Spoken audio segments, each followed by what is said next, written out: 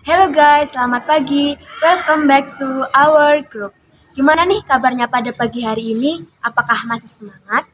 Oke, untuk menyemangati kalian di pagi hari, saya akan memberikan sedikit pantun nih untuk kalian. Di Palembang beli kemplang, Cakep, makannya bersama teman. cakep, Tak kenal maka tak sayang, marilah kita berkenalan. asik.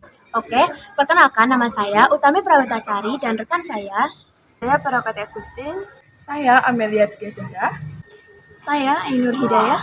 Saya Purnia Yudiasi dan satu rekan saya di belakang, Rani Pramudita sebagai juru kamera. Oke guys, kembali lagi dengan topik kita pada pagi hari ini. Kira-kira ada yang udah tahu belum nih topik yang akan kita bahas pada pagi hari ini? Oke, topik yang akan kita bahas pada pagi hari ini adalah konektivitas antar ruang dan waktu. Ada yang udah tahu belum ya pengertian dari konektivitas ruang dan waktu? Oke, untuk yang pertama adalah konektivitas. Konektivitas adalah keterangan atau hubungan yang saling berkesinambungan antara satu hal dengan hal yang lainnya. Untuk yang kedua adalah ruang. Pengertian dari ruang apa sih? Jadi, ruang adalah suatu tempat di permukaan bumi, baik secara keseluruhan ataupun hanya sebagian. Yang ketiga adalah waktu. Pengertian dari waktu adalah masa atau periode yang terjadi pada kehidupan yang terjadi di atas permukaan bumi.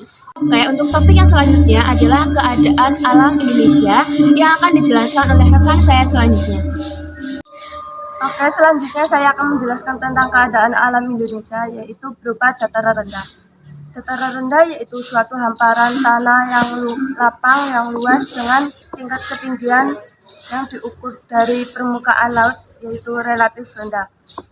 Selanjutnya Selanjutnya saya akan menjelaskan keadaan topografi dataran rendah.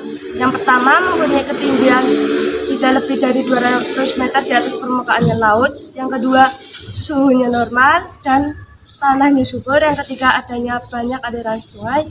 Yang keempat tanahnya sering digunakan sebagai lahan pertanian.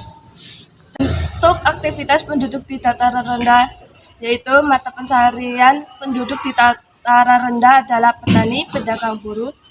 Untuk potensi bencana dataran rendah yaitu banjir, kebakaran hutan, tsunami, gempa bumi, dan tanah longsor. Untuk mobilitas geografi dataran rendah yaitu penduduknya lebih banyak daripada dataran tinggi, aktivitas penduduknya beragam, dan padatnya permukiman.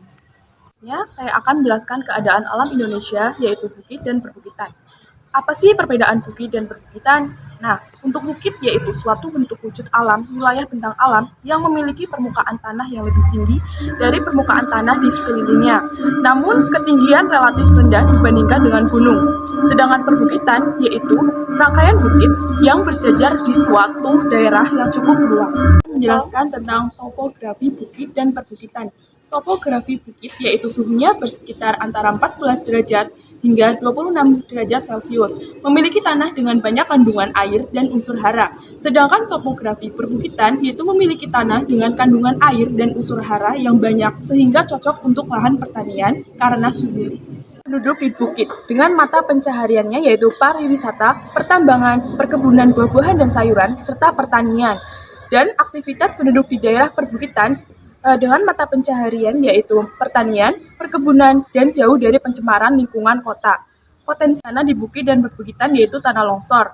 Mobilitas geografi di bukit dan perbukitan yaitu terbatas, pergerakannya maupun aktivitasnya. Selanjutnya saya akan menjelaskan tentang keadaan alam di dataran tinggi. Apa sih yang disebut dengan dataran tinggi? Dataran tinggi yaitu dataran yang terletak pada ketinggian di atas 700 meter di atas permukaan laut. Selanjutnya yaitu keadaan topografi di dataran tinggi. Topografi yaitu terbentuk dari hasil erosi atau sedimentasi. Lalu aktivitas penduduk di dataran tinggi yaitu mata pencaharian di dataran tinggi, perkebunan, pariwisata, dan penginapan.